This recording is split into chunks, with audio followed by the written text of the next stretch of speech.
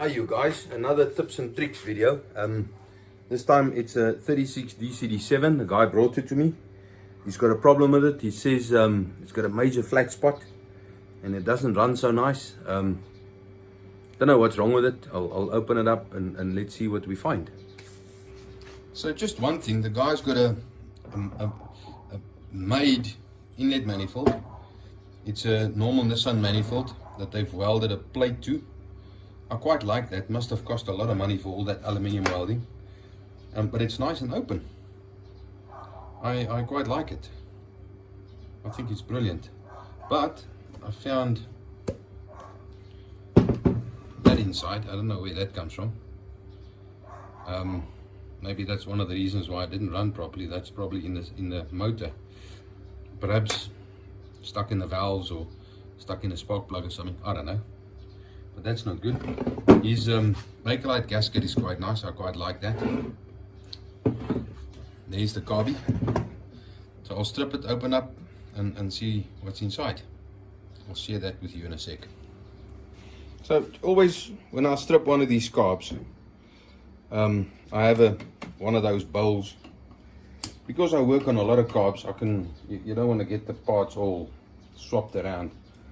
Then eventually you put the wrong jets in the wrong carb or the wrong screws in the wrong carb, and so I always have one of these, and all the spares from this carb will go in there, and then you're not going to lose anything. And also once you've rebuilt it and there's stuff left there, you know you've forgotten something.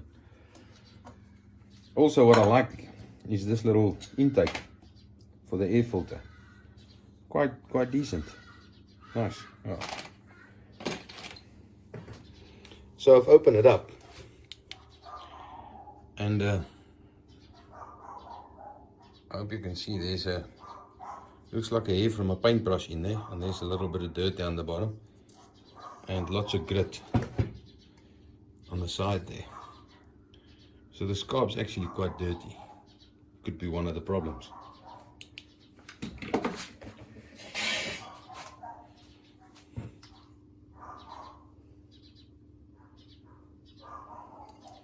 And there's a lot of grit on that, so I know you can't see that.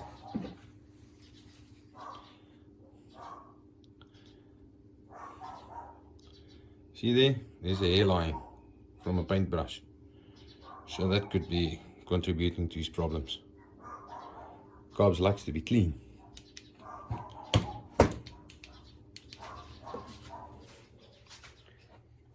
Another problem that I saw,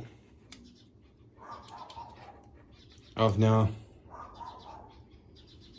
there we go. I've now turned the screw out altogether, so that butterfly is supposed to go back all the way. And as you can see there, there's a major gap. That butterfly is not in the center. So someone has removed the butterfly. It's touching there, but there's probably, see there, there's probably 3-4 millimeters, no, not 3 or 4, maybe 1 or 2 millimeter gap there. So that butterfly is not in the center. That needs to be, so this car would never have idled. I'm going to try and put a light behind there again and show you. Look at that. See, so I must fix that for him. I was actually the wrong way around.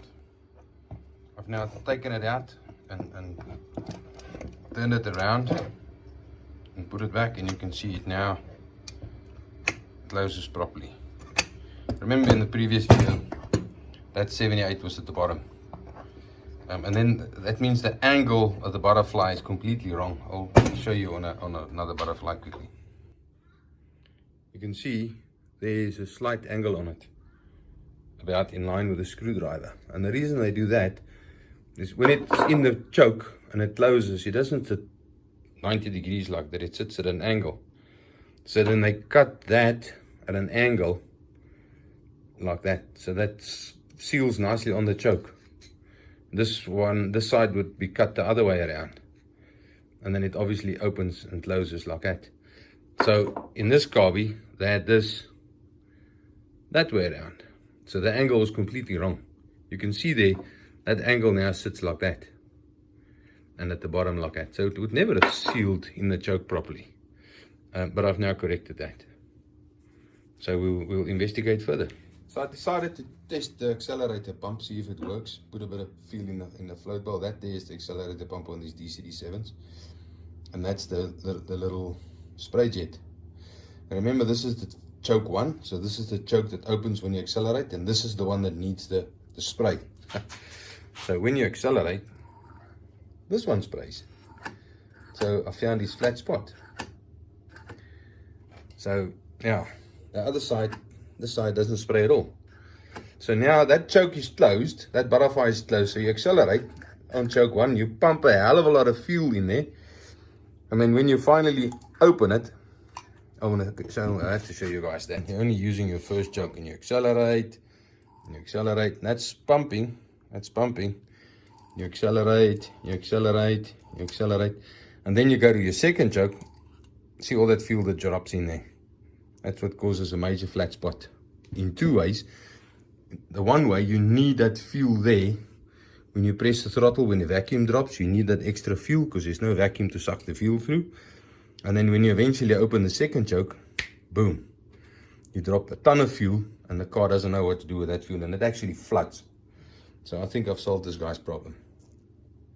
But we'll put it on the vehicle and test it.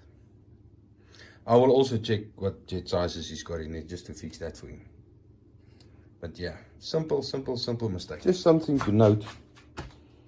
The manufacturer actually put that little notch there so that you can't put this in the wrong way around. And on this one, the notch has been taken off. So you can actually put it in the wrong way around. But you can see that's where the notch was. So it must go in that way. Simple mistake. So I'll try and show you how it's now supposed to spray. I'll lift the carb up a little bit.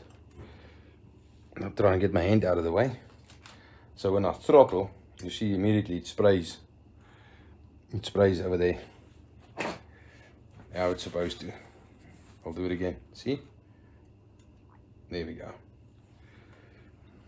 So I'm convinced that carb will work. So conclusion.